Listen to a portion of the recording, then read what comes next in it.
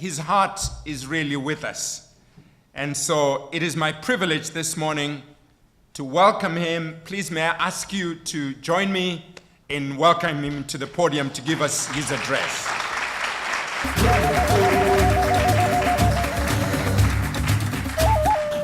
Thank you, sir.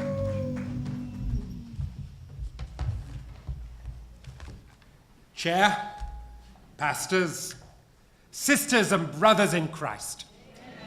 It's good to be with you this morning, and we come, don't we, from near and far. And some are still on their way, and we look forward to their arrival. In our Akan tradition, and I was christened and brought up in the Achim kingdom of the Gold Coast and then Ghana. But of course, the Akan tradition extends right the way across this part of West Africa. In our tradition, when you come to a place for the first time, as we have come here, and you are in the presence, as we are in the presence, of each other, of distinguished persons, they don't ask you your name, Paul Boateng. They don't ask you who you are, what you do. And you've heard some of that about me. They don't even ask you who your parents or grandparents were. My mother was a teacher, my father was a cabinet minister under Dr. Kwame Nkrumah, my grandparents were printers, and in Ghana, farmers. Ma and Pa Champong of Oltafo, cassava and cocoa farmers. They don't even ask you that. And you know, in our tradition, however old you get, whatever you do in your life, you are always someone's son or daughter. We've all found that, haven't we? They don't even ask you that. The linguist, on behalf of the chief, asks you one question and one question only. And you know what that question is. Why are you here?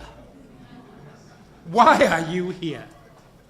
And if you think about it, that's the best possible question to ask when you first meet someone, when you first gather together. And I am here with you, sisters and brothers, to explore some of the challenges of development, social and economic justice, peace and reconciliation on this continent. Here with you, within the shadow, literally and metaphorically, of Elmina Castle, a notorious slave factory, because that is what it was. Slavery on an industrial scale. Just as Auschwitz was death on an industrial scale for the Jews, Elmina was slavery and death on an industrial scale for those brought to that place en route to the New World. But we are here, I am here, as AFReG. And so are we not, as AFReG, are followers of the risen Lord? We, as AFReG, are followers of the Christ in whom and by whom, Paul tells us, In Colossians 3, verse 11, there is no Greek or Jew, circumcised or uncircumcised, barbarian, Scythian, slave or free, but Christ is all. Christ is all and is in all. So, I shall seek in these remarks to touch, yes, upon the nature of slavery on this continent and its repercussions in Africa and beyond, and to explore and suggest how in the 21st century we might seek to fashion a new disposition by which we might heal the scars, still raw and bleeding in so many places, of slavery, this horrifying aspect of a shared history. And how we might do that as followers of the risen Lord, by breaking down barriers to sustainable and inclusive growth, and promoting through a better understanding of our past a brighter future in which we can put aside the rivalries and divisions that were engendered by the quest for capture. The quest for capture, to feed the appetite of the slavers and the plantations that enriched a new world order at the expense of Africa, and which had no place for Africa save as a source of labor and raw materials. How we might move from that awful place, that horrific place, how we might move from that by developing a new economic model for the continent, with a renewed emphasis on productive industry, on agri-industry, on science, technology, and innovation, not just a reliance on primary products and extractive industries, and how this might be underpinned by a sense of integrity and focus in national and corporate governance that is rooted in faith. Integrity and focus in national and corporate governance that is rooted in faith and the love of God. In faith and the love of God, rather than the empty political rhetoric of which the world and Africa is weary. Because, sisters and brothers, that's my experience.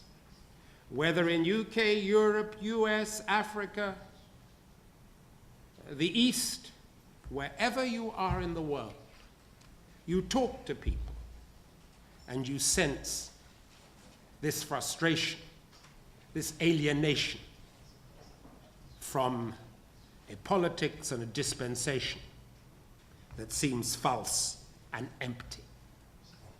The world is weary of that.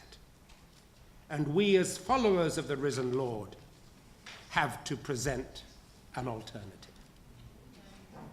But you know, I should make clear from the outset where I'm coming from in this. I am and remain, despite a lifetime in institutions, as of one sort or another, as a lawyer, as a politician, and a diplomat.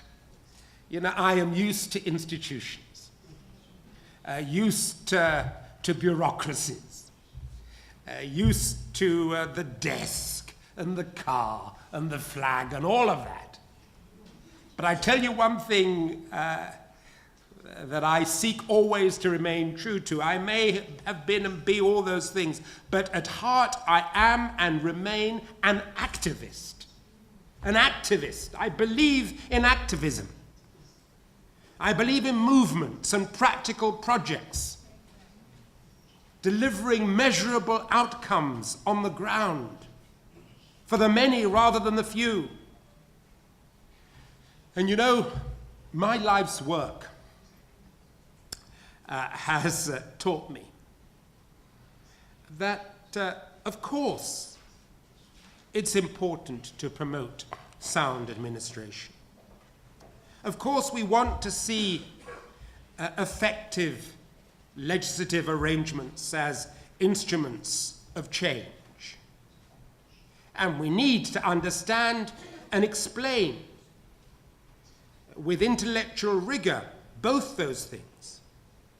But you know what I've learned? I've learned that transformation in the lives of citizens and nations only occurs when the human heart is changed. Only when the human heart is changed do you get real transformation. And you know that change doesn't happen because you pass a law. That change doesn't happen because you give someone a piece of paper. That change doesn't happen because an army marches from one place to another and guns are fired. That change only happens, in my experience, not because of the isms and the ologies, not because of any of those things. Change happens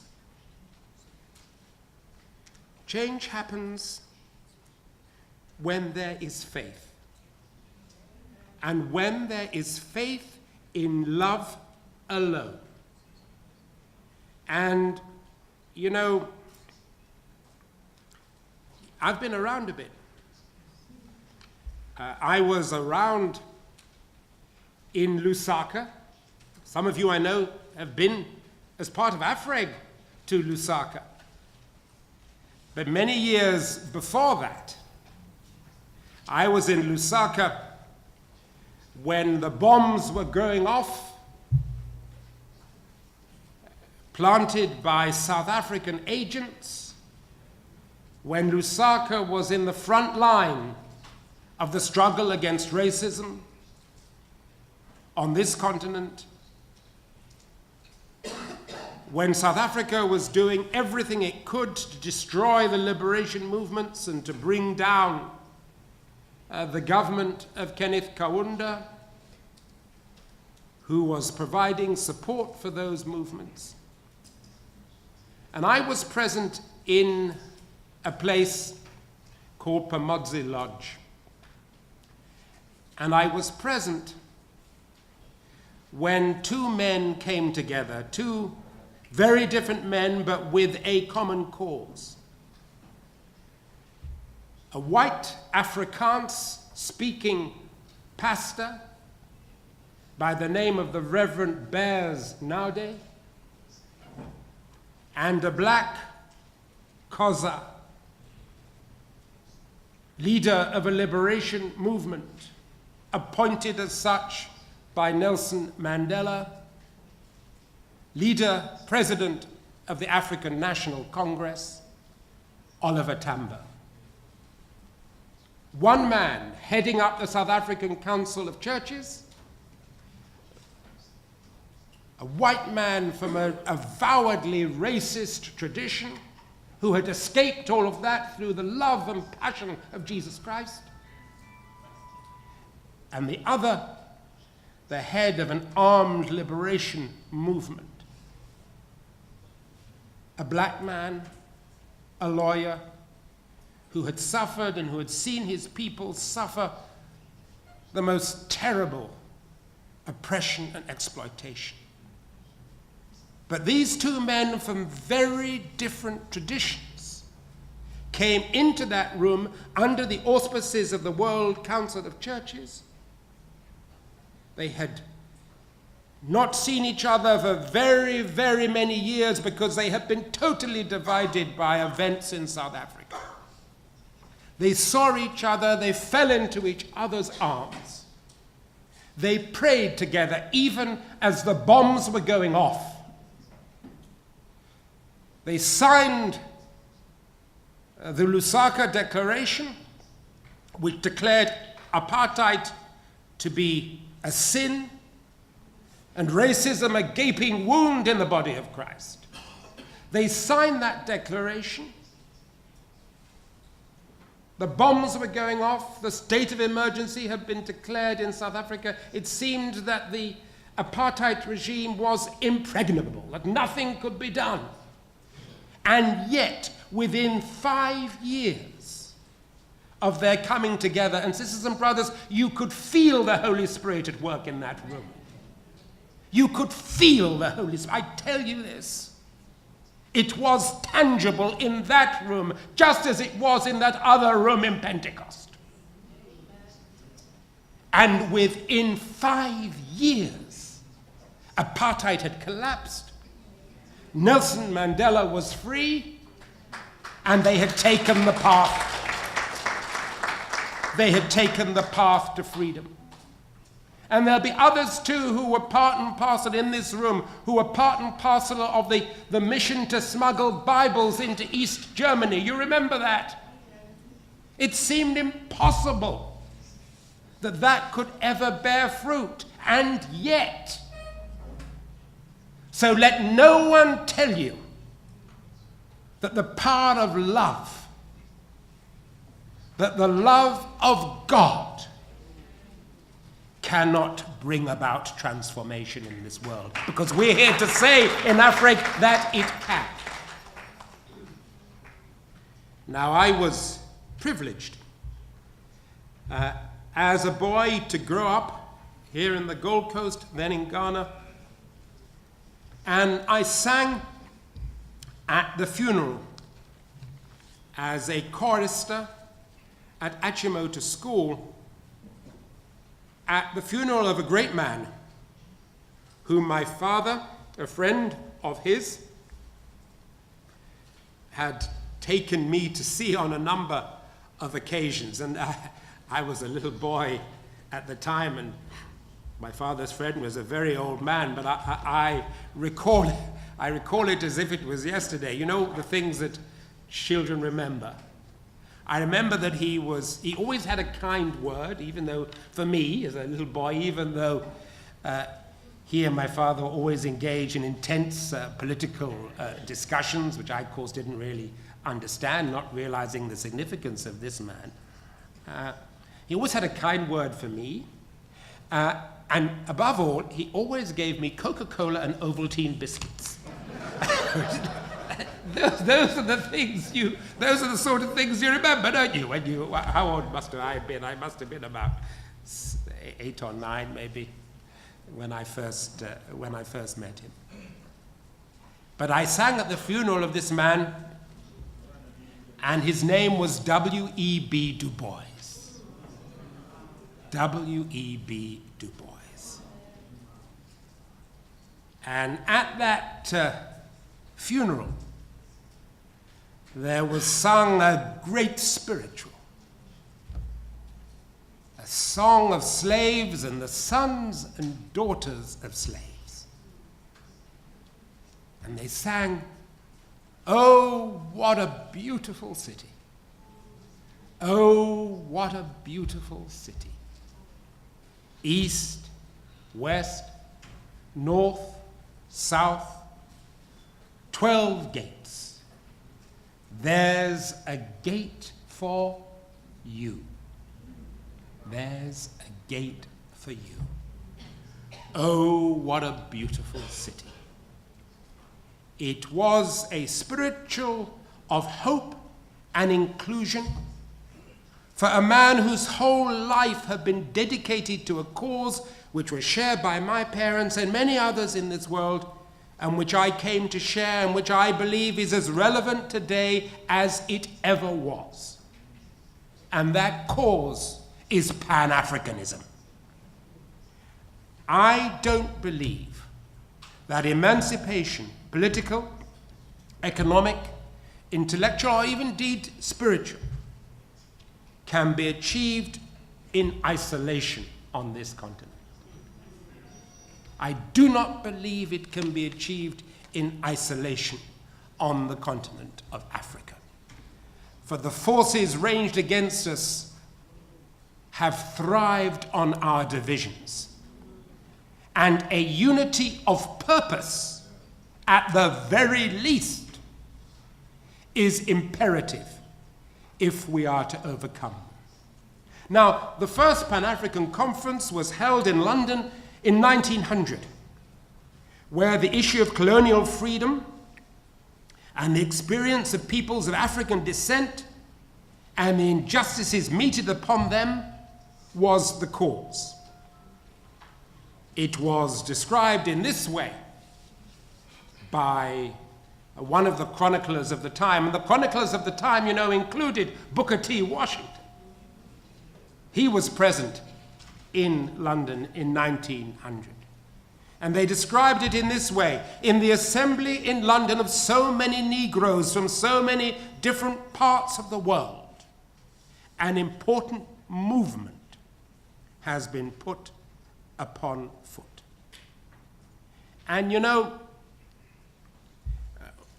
there'll always be some people that say, well, what's that got to do with the church? I don't know about your church. But what I do know is it has got a lot to do with the gospel of Christ. It's got a lot to do with the gospel of Christ. And I'm not alone in that view, because you know who the chairman of that first Pan-African Congress was. You know who the first chairman was? It was none other than Bishop Alexander Walters of the AME Zion Church. So it clearly was seen to be of importance to him, because he saw the importance of the gospel to the gospel of Christ. And in his opening address as chairman in Westminster Hall, one of the great institutional gathering places in London, he entitled his first address, Trials and Tribulations of the Colored Race in America.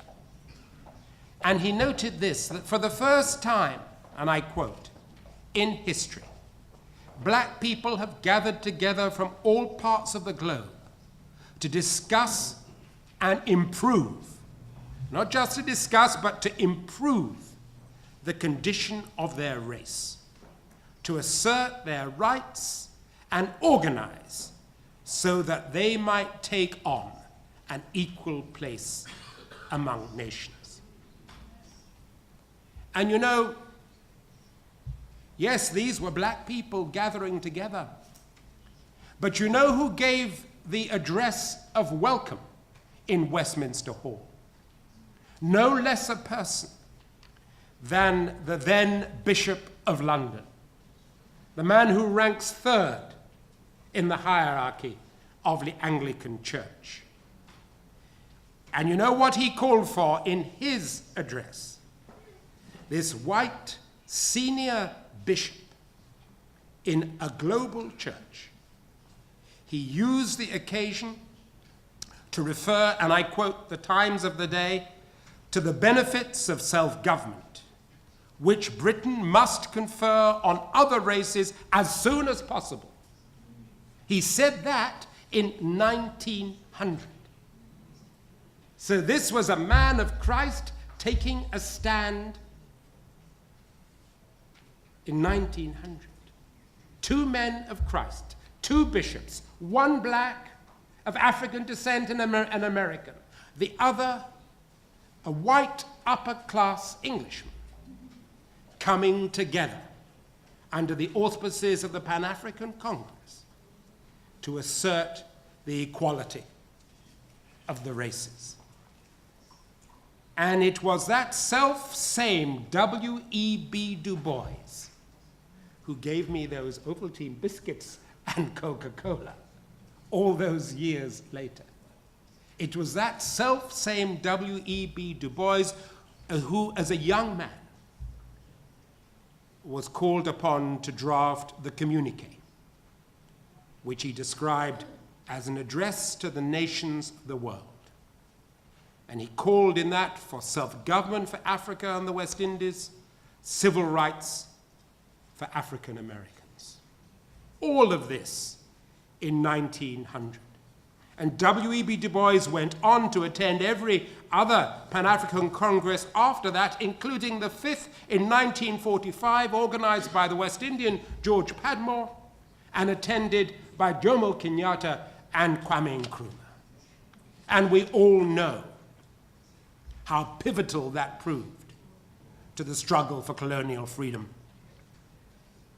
how pivotal that proved to the formation, eventually, of the Organization of African Unity, and then the African Union, which followed, and which, in 2005, declared the diaspora, all represented here, as the sixth region of the Africa Union. It did so in these terms. It defined diaspora as peoples of African origin living outside the continent, irrespective of their citizenship and nationality, who are willing to contribute to the development of the continent and the building of the African Union. The challenge now for us at AFReG at this time, in the shadow of Elmina Castle, is to concretize this aspirational entity and to make it a force for good and for development on the continent. And AFReG, each and every one of you, as constituent parts and members of AFReG, with its continental reach, its transatlantic origins, gathers together people in the spirit, in my view, of the PAC.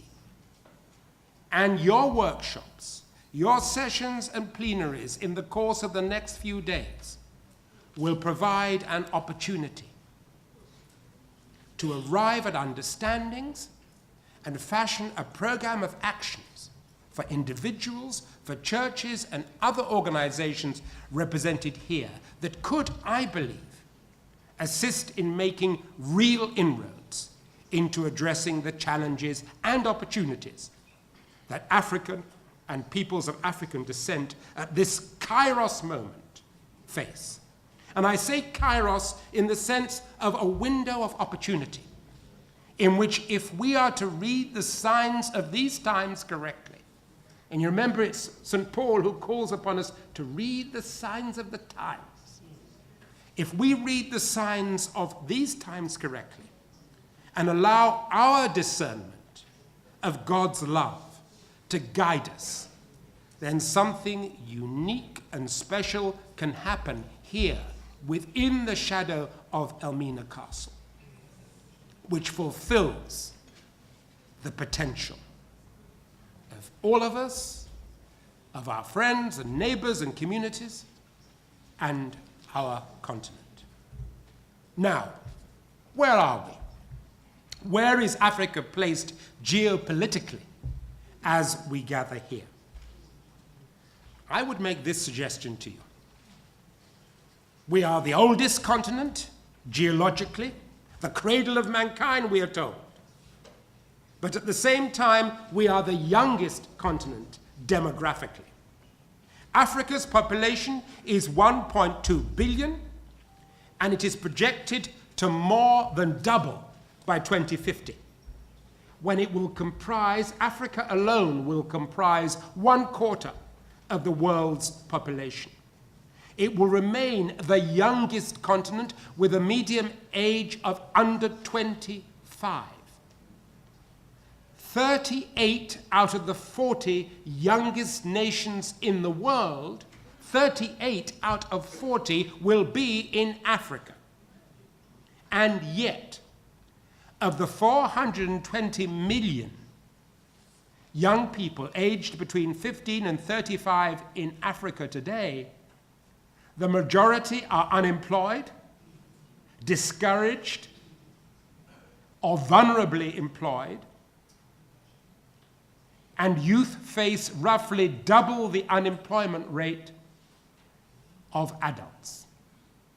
With only 3 million jobs formally created annually, despite 10 to 12 million young people coming onto the labor market annually. 35% of female youth are not in employment, education, or training, compared to 20% of young men. Now, these grim statistics are, of course, more than just statistics. These are the forces that drive civil unrest. These are the forces that drive uncalled for migration. These are the forces that threaten the continent and indeed territories beyond. You know, a million young people and children migrated to Europe from this continent, migrated to Europe in 2016 alone. 1 million youngsters and children arrived in Europe from Africa in 2016 alone. They arrived very often in rubber boats, in sinking hulks into which they have been put by the modern-day people traffickers. 5,000 of them, and these are only the ones we know, drowned in the Mediterranean. 5,000 last year alone. So you know the slavers of old used to throw them overboard when economically it didn't make any sense to keep them. This new modern-day form of people trafficking, they quite deliberately send them out in boats which they know will sink because the boats are cheap and they don't care. So the abomination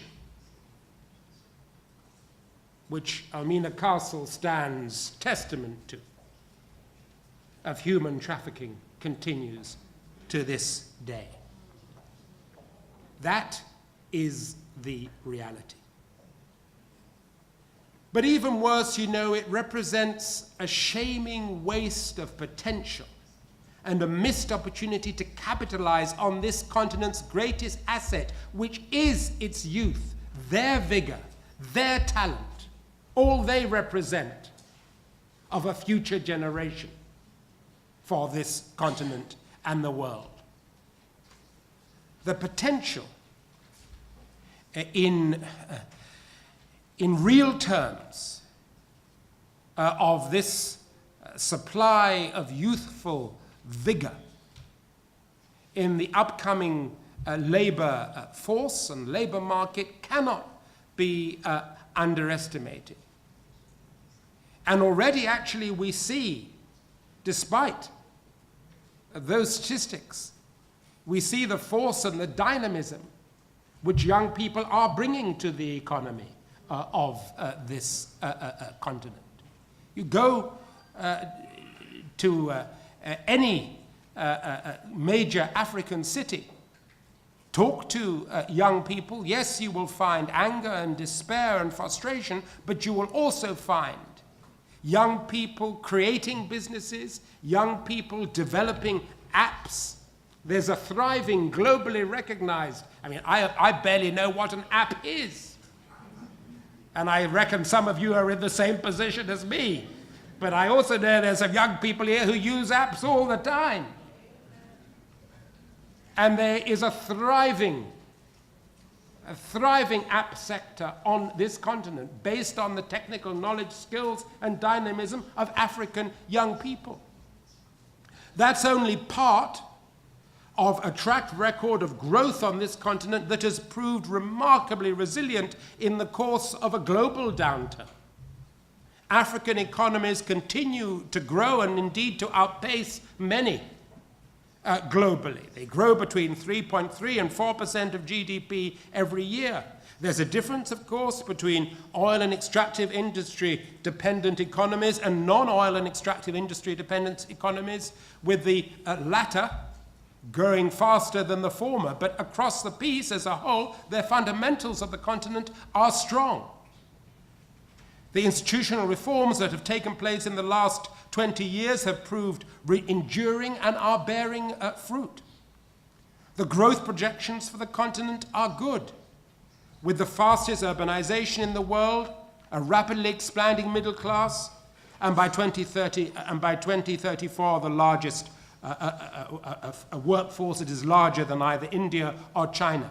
A huge opportunity to leverage off the internet and mobile technology. An abundance of resources, the world's largest underutilized mineral resources. A continent, and each individual country rich in biodiversity. 60% of the world's underutilized arable land is to be found here in Africa. 60%. And yet,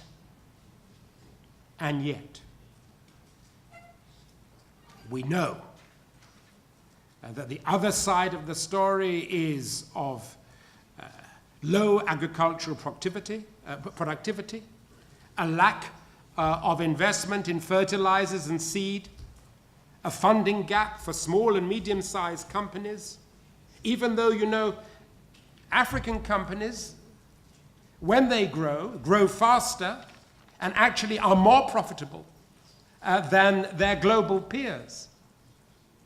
So it's not because of any lack of talent or skill, but a real lack of capital.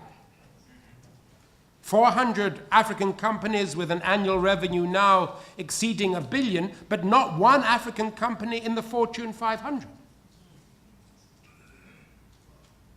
Africa has shifted from a net exporter of food to a net importer.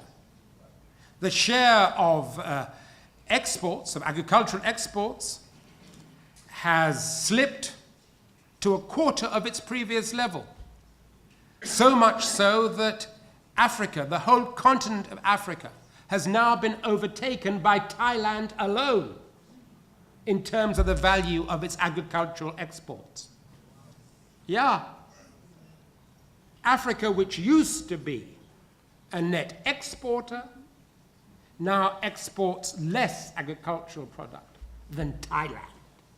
The whole continent, its whole agricultural production.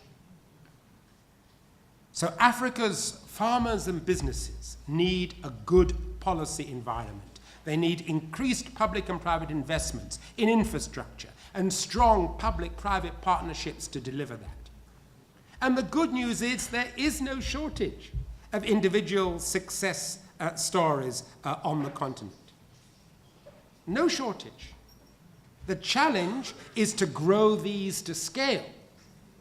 The challenge is to grow them in a way that creates inclusive growth, that addresses the inequalities that abound on the continent.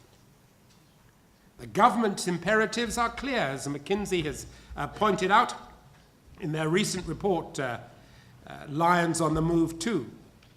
And these need to be focused on mobilizing domestic resources, expanding the tax base, improving collection, aggressively diversifying economies, making agri-business profitable and indeed cool for the young, and providing industrialization.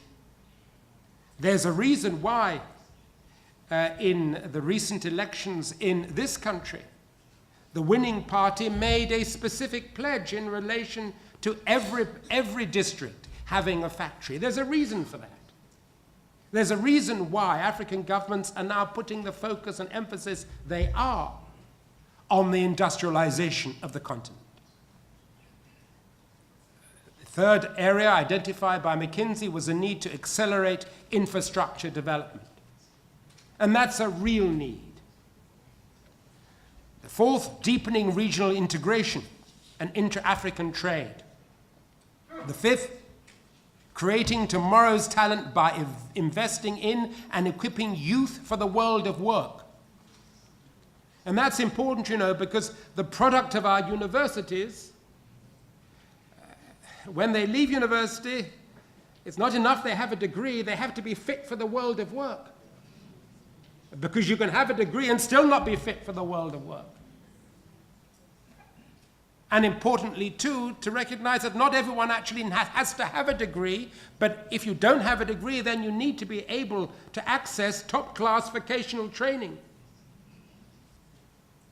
And then 6, ensuring sustainable, healthy urbanization, rather than governments presiding over a headlong rush from neglected rural areas into overcrowded and unplanned urban squalor. Now, what we know is that government cannot do this by itself. It requires active, engaged citizens, supported, I would argue, by their faith and religious institutions, to do the right thing and to strive for excellence. To do the right thing and to strive for excellence. Rather than turning the church into a business,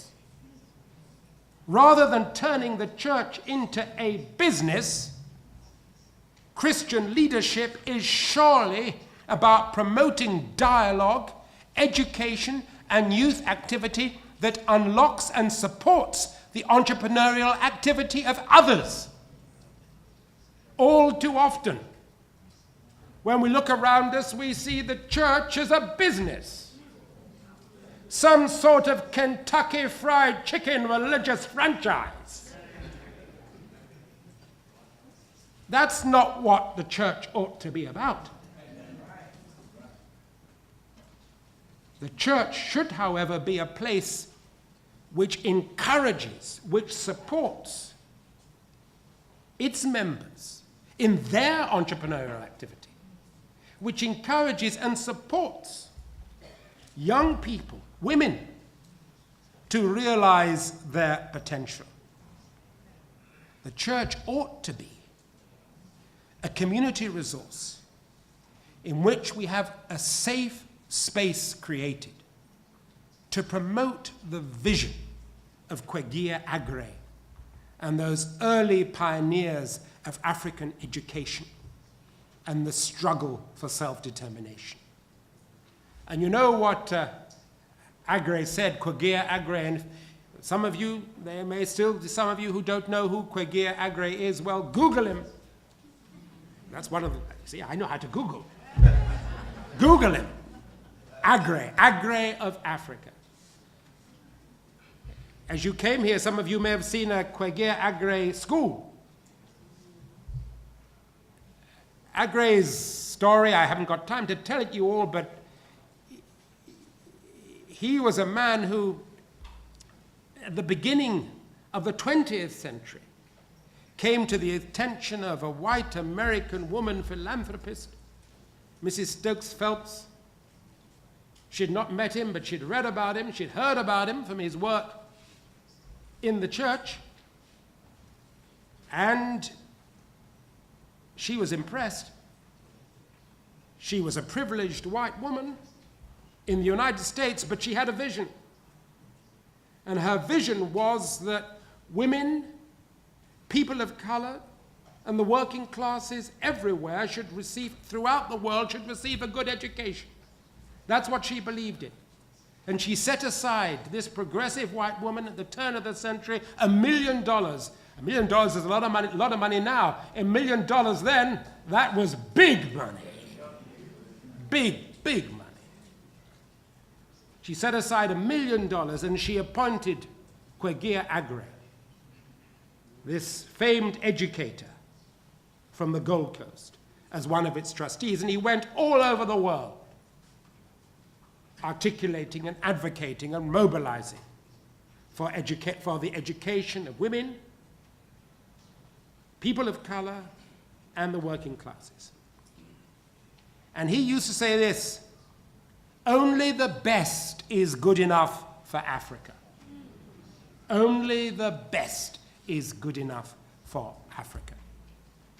And AFReG's vision was of young men and women the world over realizing their potential to fly as the eagle flies, not to scrabble in the dust as chickens do.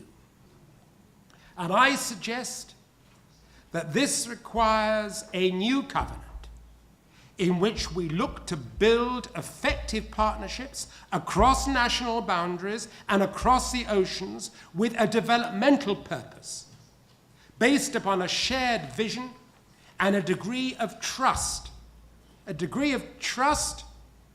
which our shared Abrahamic faith can surely help engender.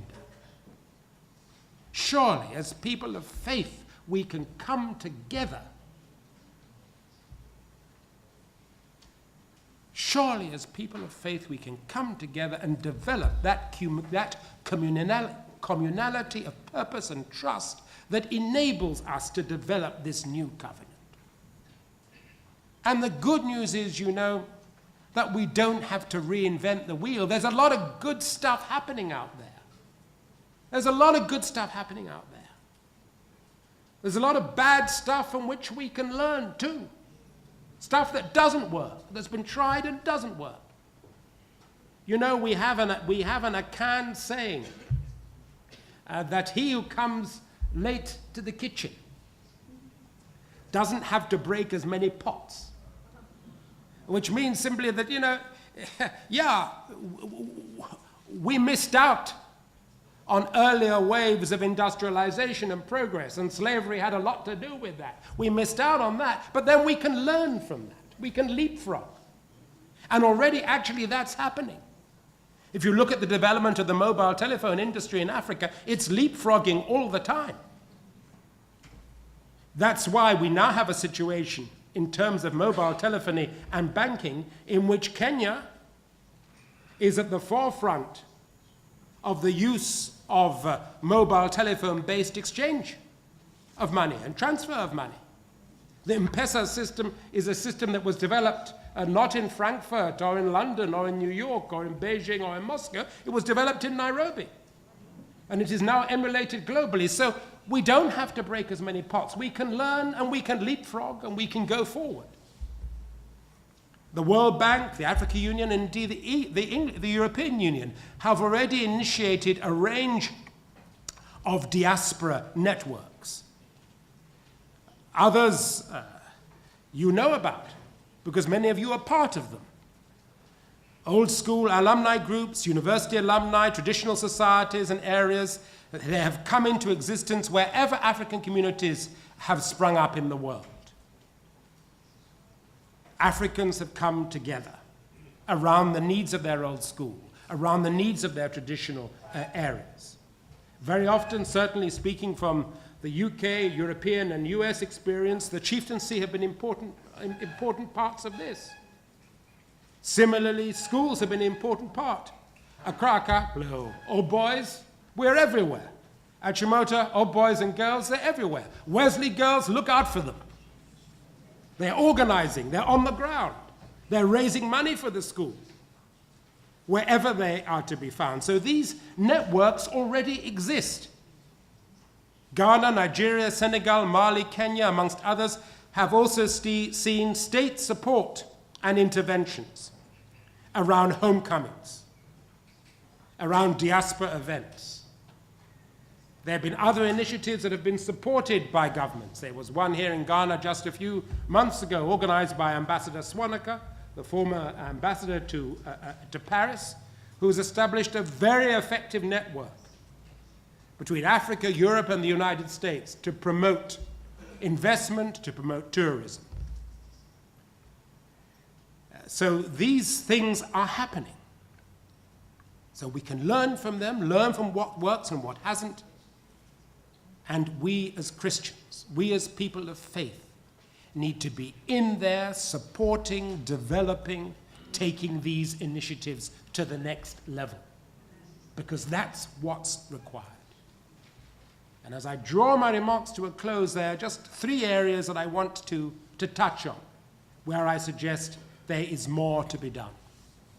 The first is, in my view, critical and significant. There is a funding gap. There is a need to raise money. There is a need to raise money for productive purposes on the continent. And we need to learn the lessons in this regard. Yes, we know remittances are already playing a huge part in taking the continent forward. If you look at the total remittances from the diaspora into Africa, they far exceed that of development assistance. So it is important that we have mechanisms for remittances that are cost-effective, that are efficient, trustworthy, and reliable, and that the regulatory systems in both the developed world and the emerging and developing world, that the regulatory systems support this. And that is not something that we can take for granted. Recently, in the United Kingdom, regulatory developments in relation to Somalia and Somaliland had a potentially disastrous impact on Somali and Somaliland communities, because they suddenly, for reasons that were connected with wider regulatory issues around stemming the flow of money to terrorist sources, they had the inadvertent effect of preventing quite innocent transactions taking place.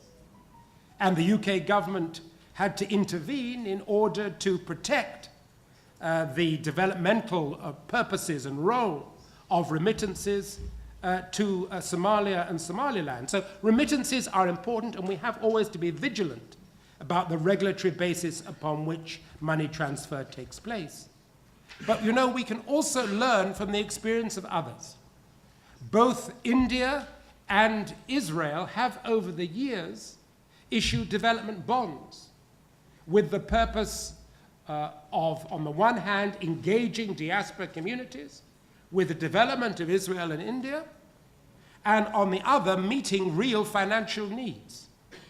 So when India found itself, and as it has found itself on 3 or 4 occasions since independence, in need for external support, it looked to its diaspora and issued bonds to that effect. And Israel has every year issued a bond specifically to raise money for investment in Israel, and to do so at rates of interest that are patriotic, namely they give an advantage to the state and to the recipient through those investing being prepared to accept a lower rate of return than they would otherwise have achieved on the open market. Now, it's not rocket science. It can be done. And Africa needs to look, with the support of the diaspora, at new and innovative ways of raising finance.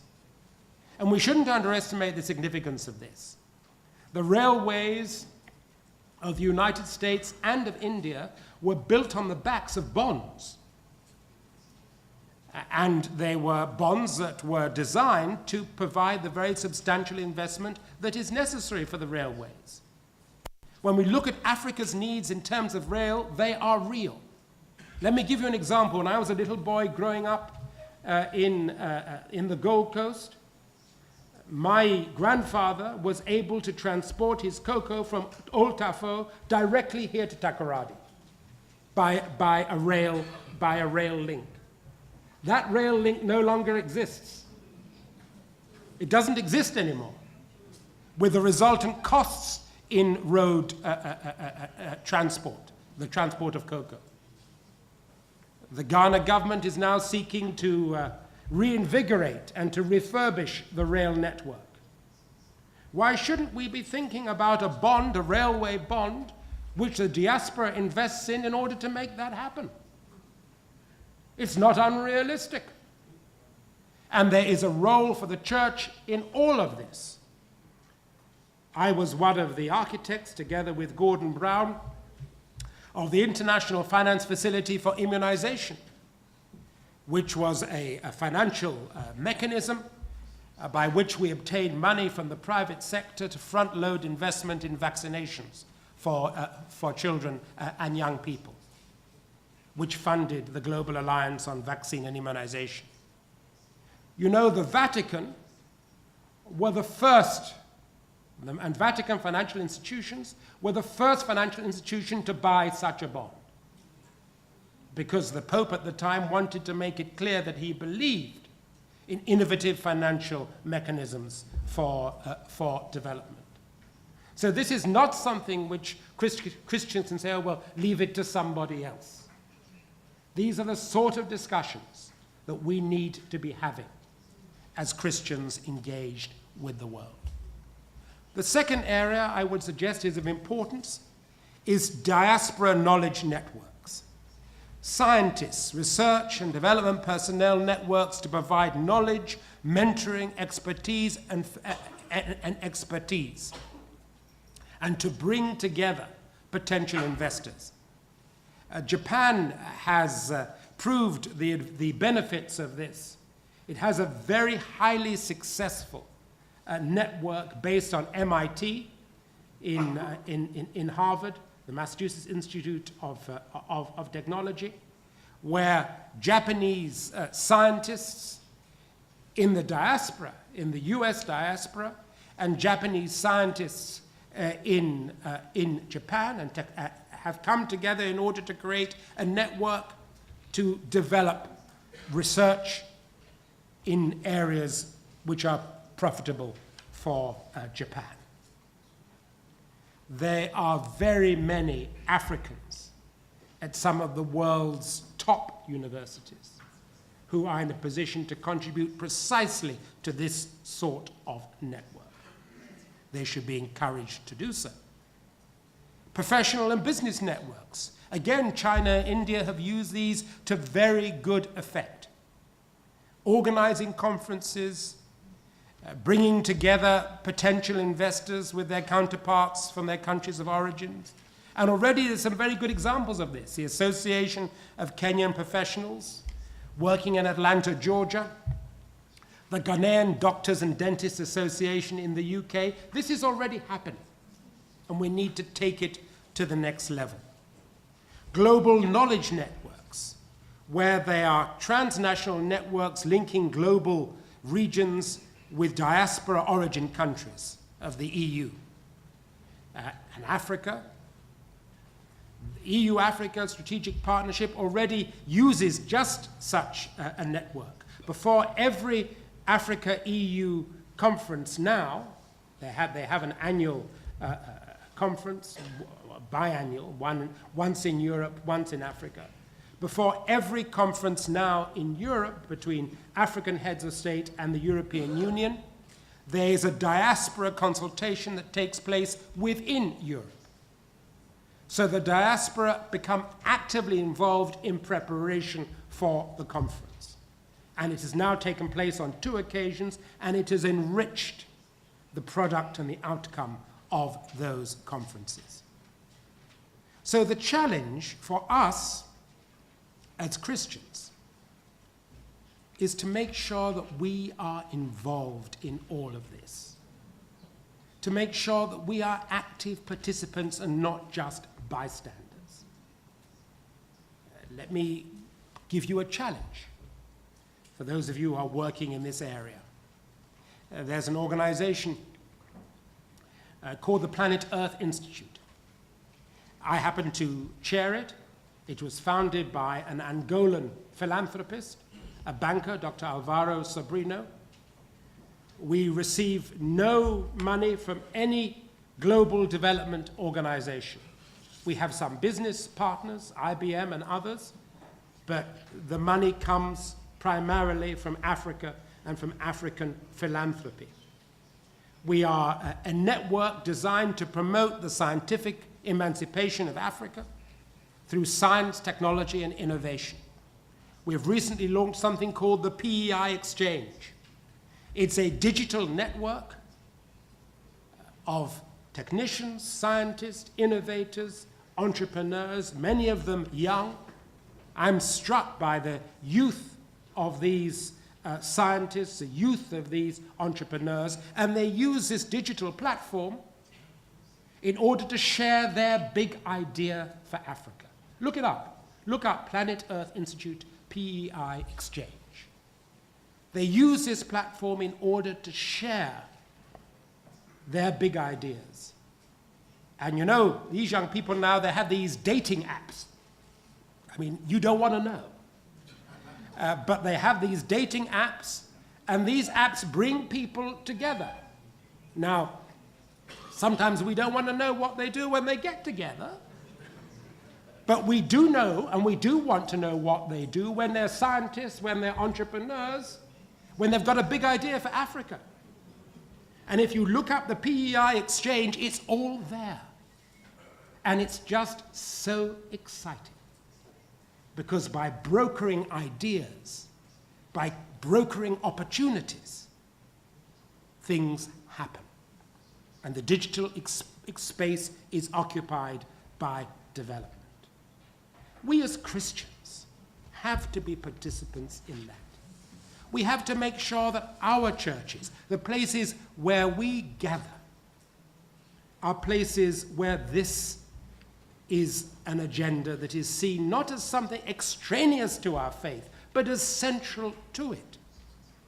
AFReG itself can make a start. Why don't we pilot as AFReG a young entrepreneurs mentorship program?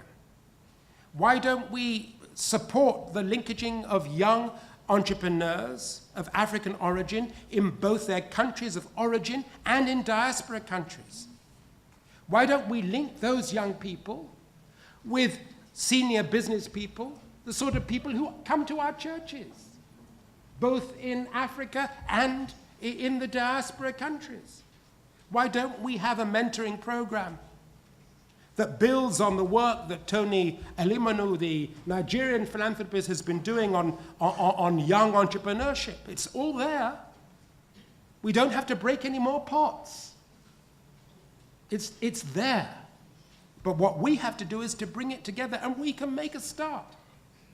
Let me give you just one small area, because I believe you have to concretize all of this. Coffee. How many of you, I'm going to do a test here.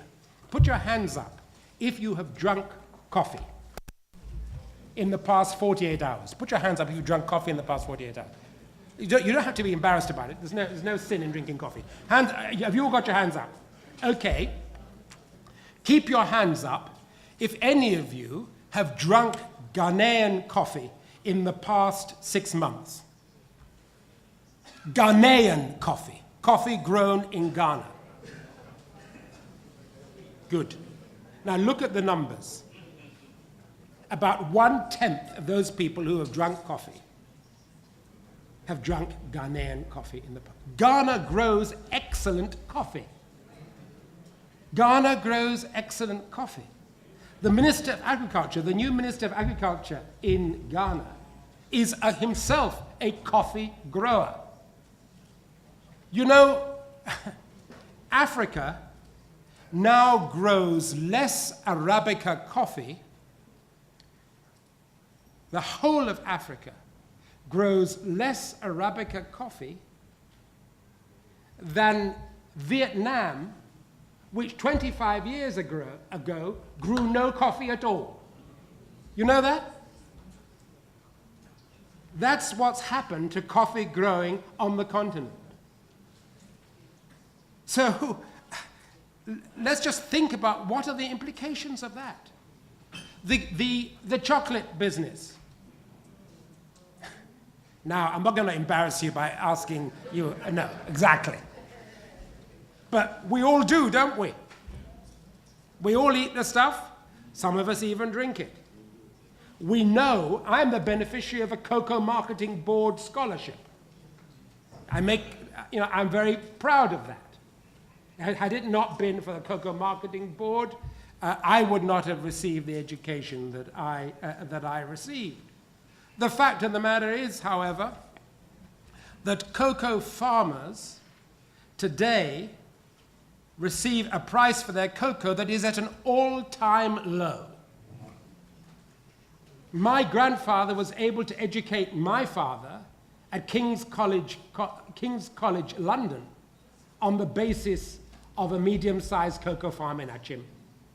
No Achim cocoa farmer could do that today, even though my father did have to work in the then equivalent of McDonald's in order to supplement his money from his dad, but that's another story.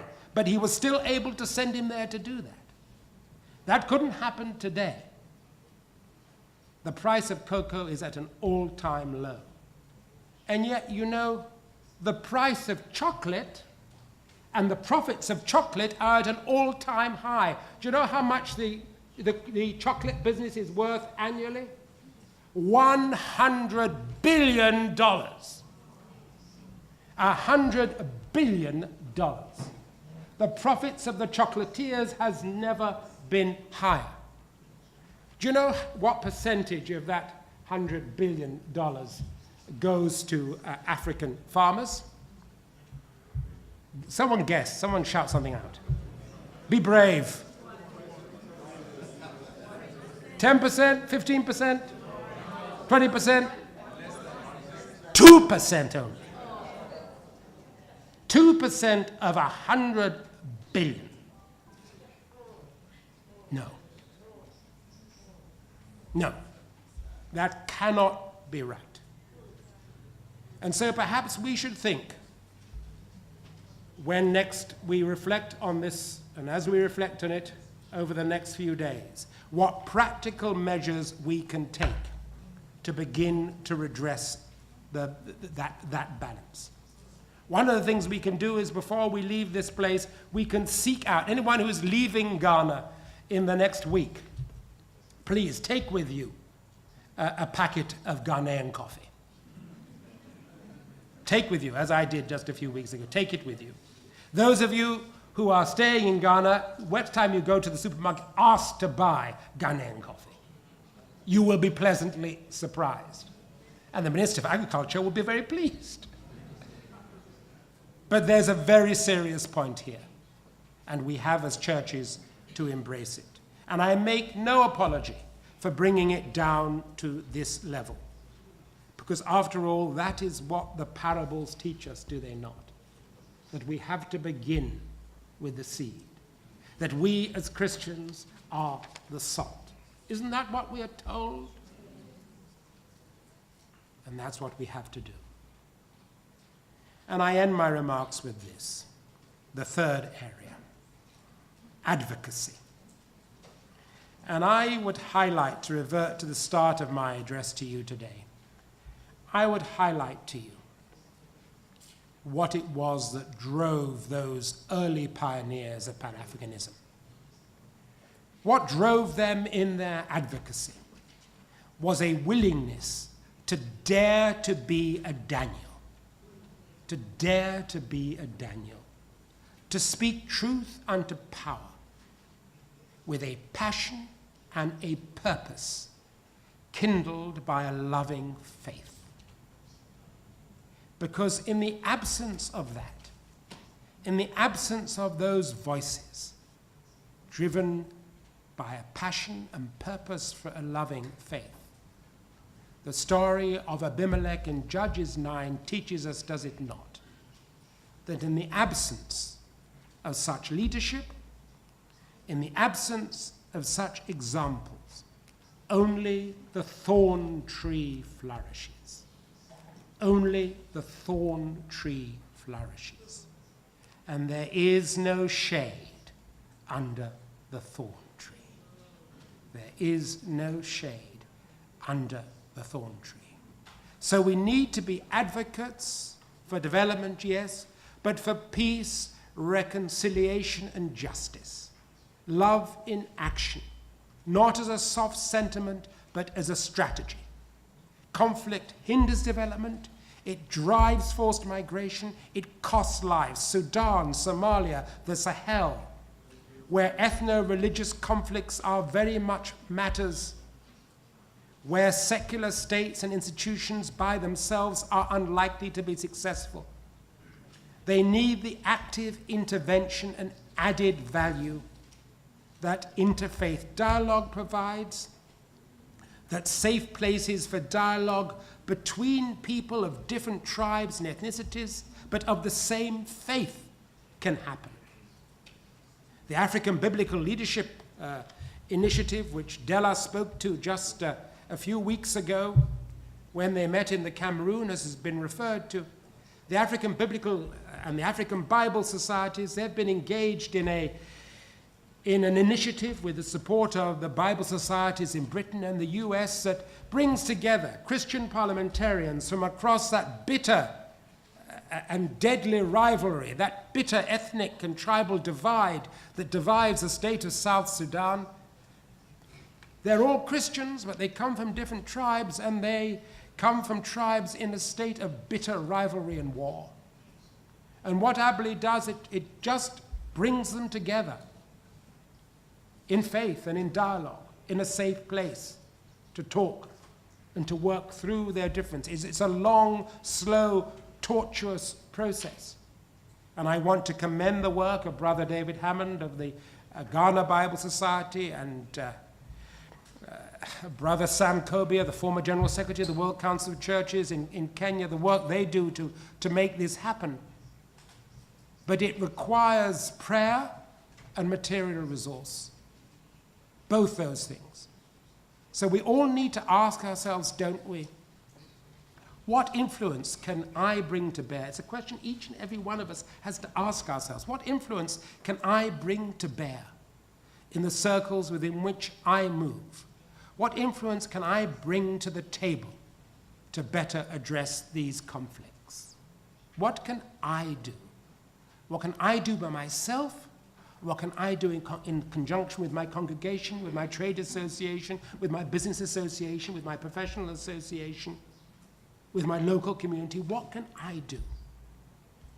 We live in a world where much conflict is generated by the issue of identity. If, and he did, W.E. Du Bois used to say that race and the race line, the race divide, was the issue of the 20th century, then surely the issue of the 21st century is identity. It's identity. Look around. I live in a country where we are riven as we speak at the party conferences. They are riven by debates and discussions around the issue of British identity within the European Union. That's what Brexit is all about. What was the wall all about in the last election in the United States? It was about identity and issues around identity. What's going on in the Sahel between the different groupings who are at each other's throats? It's identity. Religious identity.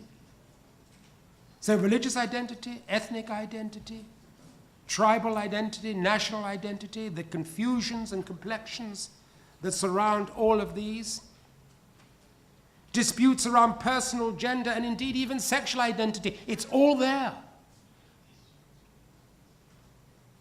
And what we have to do surely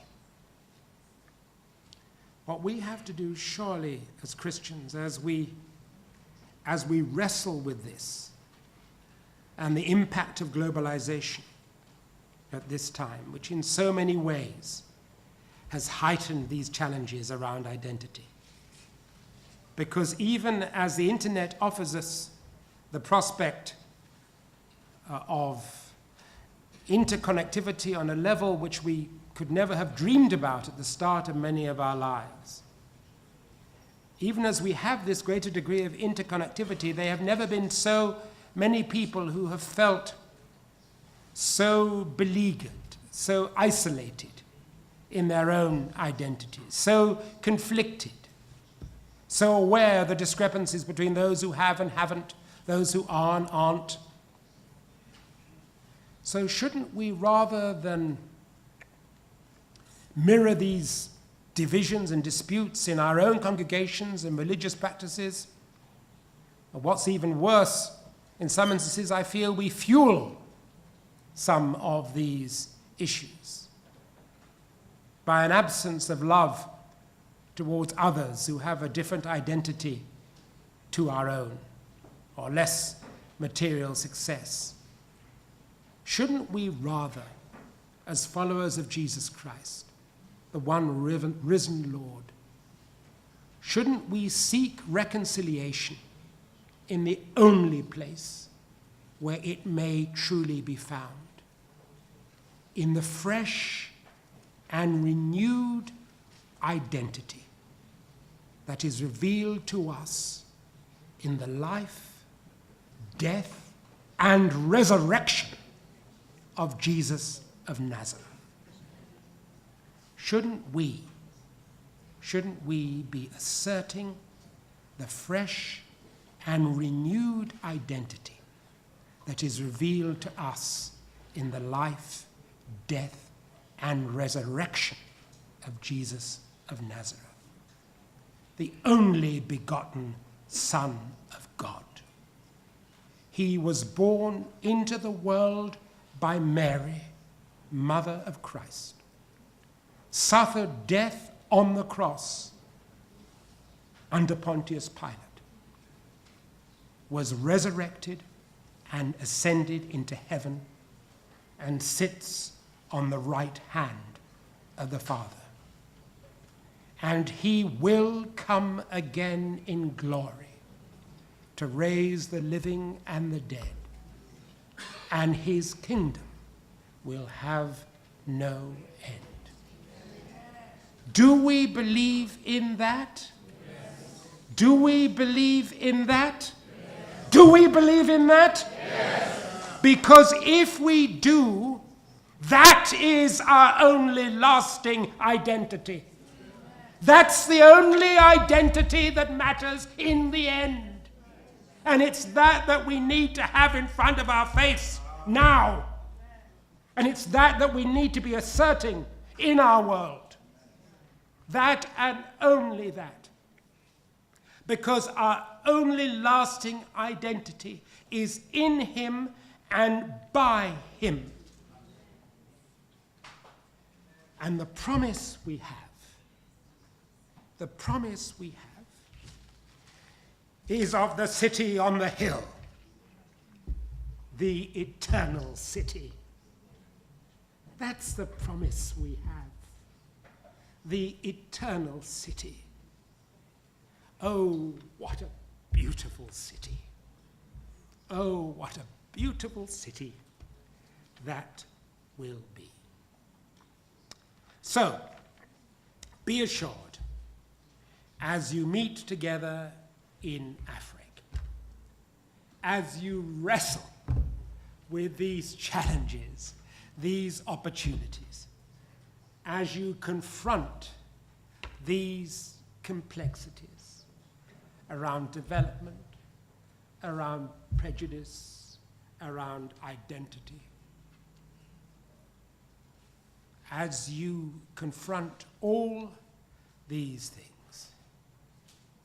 as you seek to address these thorny issues, be assured, by his blood and his wounds and the crown of thorns they pressed upon his head, be assured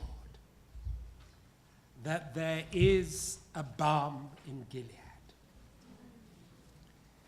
There is a balm in Gilead to make the wounded whole. There is a balm in Gilead to heal the sin-sick soul. Sometimes I feel discouraged, and I think my work's in vain. But then the Holy Spirit revives my soul again. If you cannot preach like Peter, if you cannot pray like Paul, you can tell of the love of Jesus and say, he died for all.